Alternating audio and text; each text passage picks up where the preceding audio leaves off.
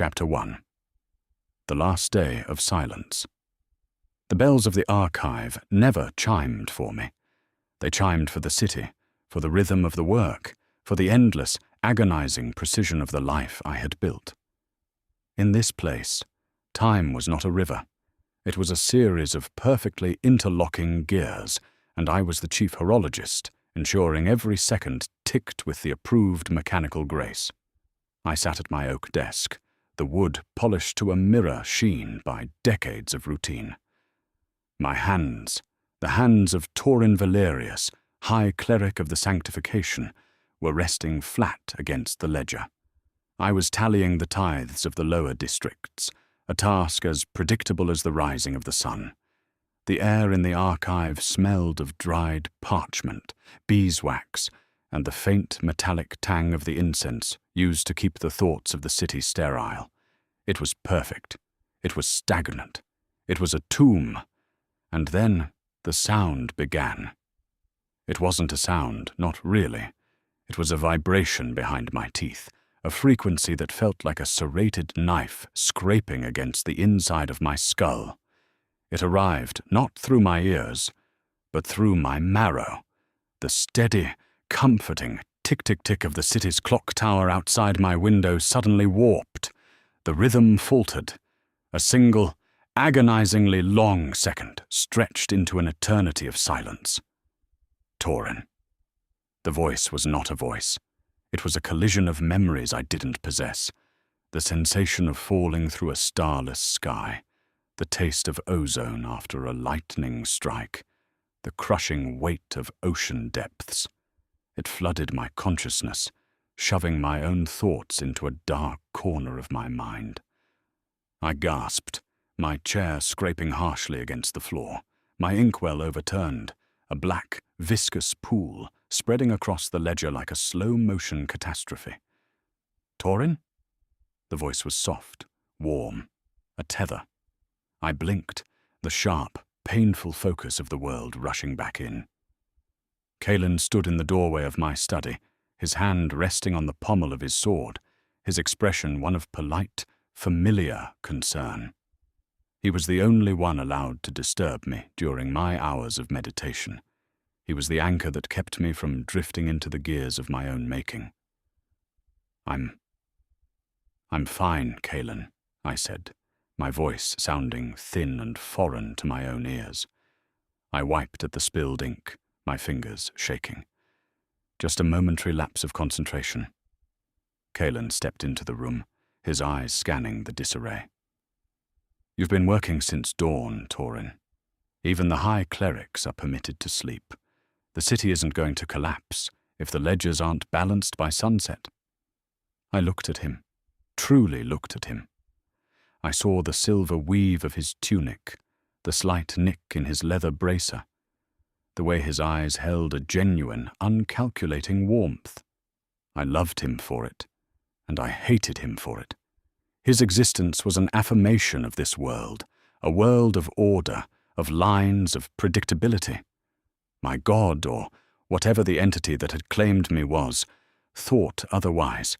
Tell him the truth, the entity whispered, the sensation like cold static dancing across my skin. Tell him the gears are rusted. Tell him the city is a corpse waiting for the worms. I clutched the edge of the desk, my knuckles turning white. I need to leave, Kaelen. He frowned, moving closer. Leave? To where? The outer provinces. We have a diplomatic visit coming. No, I snapped, then softened my tone, forcing a breath. Not diplomatic. I feel stagnant. I need to go to the wastes. I need to see the edges of the map. Kaelen laughed, a dry, incredulous sound. The wastes? There is nothing there but madness and the echoes of the old gods. You're a man of logic, Torin. Why would you throw that away for a ghost story?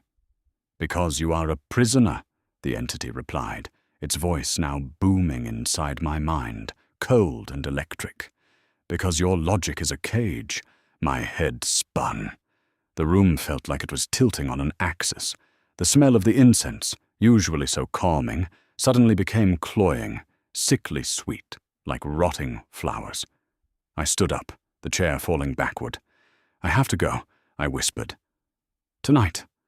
Kaelen, if you have ever trusted me, if you have ever believed in the work we've done, you will come with me." Kaelen stopped, or he searched my face, his brows drawing together. He didn't see the cosmic horror unraveling behind my eyes. He saw his friend, his leader, a man he had trusted with his life. "You're not yourself, Torin." "I am more myself than I have ever been," I said. It was a lie, and yet it felt like the only truth I had ever spoken. The next few hours were a blur of calculated, frantic movement. I packed not the vestments of my office, but the heavy leathers of a traveller. I took the Chronicle of Oaths, a tome bound in ancient dragon hide that the tribunal had hidden away centuries ago. Every time I touched it, the entity surged, a spike of adrenaline so intense it made my vision tunnel. I met Kaelen at the eastern gate. He was dressed for travel, his face tight with a conflict I couldn't quite bear to look at. Ilara was with him, a woman of shadows, a thief who had owed me a debt for years. She looked at me with a mix of suspicion and curiosity, her hand resting near the hidden blades at her waist. "If this is a madness, Torin," Kaelen said, his voice low, "I intend to be there to cure it." "It's not madness," I replied, my voice detached, as if hearing myself from a great distance. "It's an awakening." As we passed through the gate, I looked back at Dawnspire. The city was a masterpiece of geometry, every building a perfect proportion, every streetlight a controlled, muted glow. It was beautiful. It was a grave. I turned away, and the moment we crossed the threshold, the feeling hit me. It was like stepping out of a suffocating room into a gale. The air in the wastes was sharp, biting, and smelled of wet stone and ancient dust. It felt raw. It felt alive. Good. The entity purred in the back of my mind, its presence settling into my chest like an anchor of ice. We have much to undo. We traveled until the moon was high. My mind was a battlefield. One part of me, the part that loved the silence, the part that was terrified of the power pulsing in my veins, wanted to apologize, to turn back, to beg Kaelen to take me home and forget this fever. But the other part, the part that was beginning to feel like we saw the world as a broken clock that needed its springs snapped. "We need to stop," Ilara called out, her voice cutting through the heavy stillness of the night. She gestured to a small clearing. "My legs are screaming, and the shadows are starting to look like teeth." I didn't want to stop.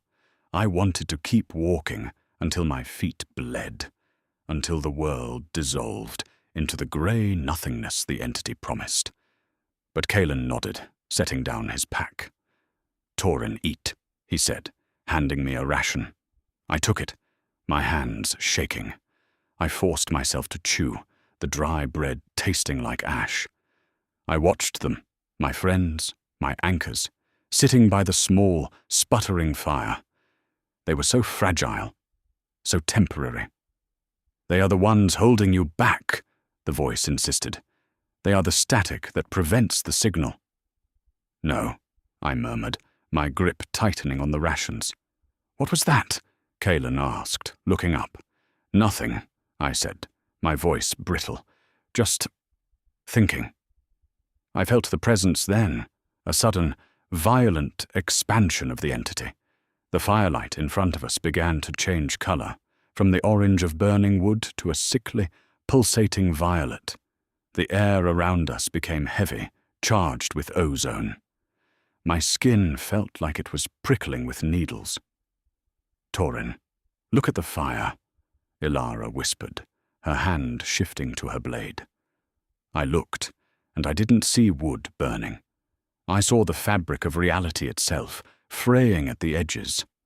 I saw thousands of golden threads, the threads of order that held Dawnspire together, extending from the center of the flame, and I felt the irresistible urge to reach out and snap them. I stood up, my body moving before I could stop it. I reached out, my fingers trembling as they hovered over the violet flames. "Torin, don't!" Kaelen jumped up, his hand catching my wrist. The touch was a shock. It was cold, grounding, and absolutely human. The entity shrieked in my head, a sound like 1,000 mirrors shattering at once. The pain was blinding, white-hot and instant. I collapsed, my knees hitting the dirt. The fire snapped back to its natural orange hue. The smell of ozone vanished, replaced by the mundane scent of pine and wood smoke. "Torin, God, man, talk to me!" Kaelen was on his knees beside me, his hands on my shoulders. I couldn't speak. I couldn't breathe. The holy hangover took hold, a crushing, hollow weight that dragged me down into the earth. It was as if my very soul had been wrung out like a wet cloth. Every muscle in my body spasmed, a cold sweat breaking out across my back. I felt diminished, shrunken, a ghost haunting my own frame. I'm sorry," I gasped, the words tasting like copper. I felt something." Kaelen looked at me, his eyes wide with a fear I had never seen before. It wasn't the fear of an enemy. It was the fear of a friend who had watched something precious die. "You didn't look like yourself," Ilara said quietly, standing just out of reach. "For a second, Torin. Your eyes. They weren't your eyes." I looked down at my hands. They were trembling, the skin pale and thin. I wanted to reassure them. I wanted to tell them it was just a spell, just a moment of weakness. But as I closed my eyes, I heard the entity beginning its low, rhythmic chant in the depths of my mind, a sound that promised everything was just beginning. "We are only starting, Torin," it whispered, its tone like silk over gravel. "Wait until you see what we can do to the dawn." I curled into myself, the cold of the wastes seeping into my bones. I was a High Cleric. I was a man of logic. I was Torin Valerius. But as I fell into a fitful, dreamless sleep, I realized that those were just names for a man who didn't exist anymore. The gears had stopped, and I was the one who had broken them. The fire died down to a dull, rhythmic pulse of embers, echoing the fading ache in my skull. I lay on my side, my back turned to the others, shivering in the sudden, sharp silence of the wastes. My body felt as though it had been hollowed out, the marrow replaced with dry, brittle sand. Every breath was a conscious negotiation with my lungs, a slow, rattling process that left the taste of iron on the back of my tongue. This was the toll, the holy hangover. It was the price for borrowing the voice of a god, or perhaps the price for being a vessel for a power that was never meant to occupy a human cage. I knew, with the clarity that only exhaustion brings, that the entity was not gone. It was merely dormant, coiled in the shadows of my subconscious like a serpent waiting for the warmth of the sun. It was watching, observing my weakness, calculating the precise moment it could reassert its control over my limbs. I stared into the darkness, but my mind kept drifting back to the archive. I could visualize my desk, the exact placement of my inkwell, the stack of ledgers that had defined my existence for 20 years. It felt like a memory from a different life, a story read in a book by a stranger. I wondered, with a sudden, sharp pang of mourning, if the junior clerks had noticed my absence yet. Had they found the spilled ink? Had they wondered why the master of the clockwork city had simply walked away from his gears? "They do not matter," the voice returned, not as a shout, but as a thought that felt suspiciously like my own. They are gears in a machine that is already rotting from the center. You are the architect, Torin. You are the one who will redesign the structure." I closed my eyes, trying to shut out the whisper, but it was embedded in the very architecture of my mind. I thought of Kaelen. He was still awake. I could hear the soft, rhythmic whetstone of his blade against steel. He was preparing. He was always preparing. He was the most loyal man I had ever known, a man who believed in oaths as if they were physical objects, heavy and immutable. And here I was, a man of oaths, actively dismantling the very foundation of his belief system. "Torin?" His voice was a low murmur, barely audible over the crackling of the dying embers. He had crawled closer, his shadow stretching long and thin across the dirt. I didn't turn around, afraid that if I looked at him, he would see the rot behind my eyes. "I'm awake," I said, my voice raspy. "You did something extraordinary tonight," he said, his tone carefully neutral, as if he were trying to talk a wounded animal down from a ledge. "I've seen combat. I've seen the magic of the tribunal clerics. What you did? That wasn't it. It was colder." I finally shifted, turning my head to look at him. The firelight cast his features into deep relief, highlighting the lines of worry around his mouth. "It isn't magic, Kaelen. Not the kind we were taught. It's a perspective shift." "Perspective," he repeated, sounding like the word tasted bitter. "Torin, you fused armor into a man's flesh. That isn't a shift. That's a monstrosity." I sat up, my head throbbing with a dull, rhythmic pulse. The honesty in his voice was a physical blow. He was right. From his viewpoint, from the viewpoint of any sane, civilized person, I was a walking atrocity. But the entity, in its cold, detached way, didn't care about morality. It cared about patterns. It saw the bandit, it saw the armor, and it saw a collision of two things that were fundamentally incompatible. It had simply resolved the conflict in the most direct, efficient, and horrifying way possible. "I know," I said, my voice barely a whisper, "and I hate that I did it. I hate that I was the one who had to do it. But it was necessary." Kaelen fell silent. He stared into the embers for a long time, his hand hovering over his blade. I wondered if he was considering finishing me right there, in the quiet of the wastes, to prevent whatever nightmare I was carrying from infecting the rest of the world. The thought shouldn't have been as peaceful as it was. "Necessary," he whispered, a sad, hollow word. The tribunal uses that word a lot, Torin. Usually right before they break something. "Maybe everything needs to be broken," I said, the words slipping out before I could check them. The entity flared, a sudden warmth spreading through my chest. Not the warmth of a human heart, but the predatory heat of a wildfire. I saw the world through a new filter. Kaelen wasn't my friend anymore. He was a potential obstacle. He was a variable in an equation that needed to be solved. The thought was so alien, so deeply embedded in the entity's logic, that I felt a genuine visceral wave of nausea. I forced myself to stand, my legs wobbling like a newborn fawn's. I needed to move, to do something, to prove to myself that I was still capable of choice. I walked toward the edge of the clearing, where the wastes transitioned into a landscape of twisted, petrified trees. The air here was thin, sharp, and tasted of ancient, forgotten storms. I looked up at the stars. They were arranged in patterns I had spent a lifetime studying, but tonight they looked wrong.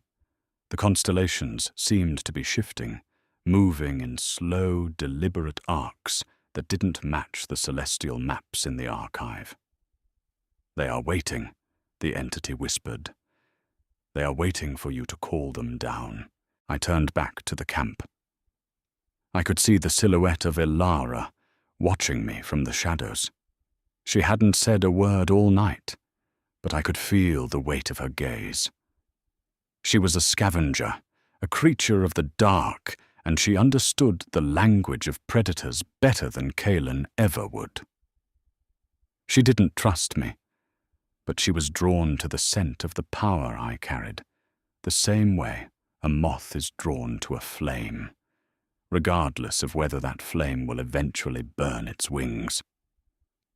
I walked back to the fire and sat down, pulling my cloak tighter around my shoulders. The cold of the wastes was beginning to penetrate, a deep, pervasive chill that felt like it was leaching the heat directly out of my blood. "We leave at dawn," I said, my voice regaining a semblance of its old, authoritative tone. "The path to the abyssal gate is long, and the terrain is unpredictable." Kaelen looked at me, his eyes searching. "And what happens when we get there, Torin? What are we really looking for?" I looked into the dying fire, watching the embers glow with a faint, violet hue that only I seemed to see. The future was a blank ledger, waiting for an entry that I was beginning to suspect would be written in blood. "We are looking for the truth, Kaelen," I said, and for once, the voice that spoke wasn't just mine. It was a harmony of tones, a layered, resonant sound that felt too large for the small, sputtering campfire. "We are looking for the reason why the world has stopped growing." As I leaned back against my pack, the entity finally settled. The static in my brain faded to a dull, manageable hum. I watched the stars, feeling the slow, rhythmic rotation of the world around me. I was a man of the archive, a man of peace, a man of logic, and I had led my friends into the belly of the beast. The night stretched on, a vast, indifferent expanse of darkness. I didn't sleep. I couldn't. I spent the hours watching the shadows, listening to the wind, and wondering, for the first time in my life, what the gears of the universe would look like when they were finally allowed to stop ticking.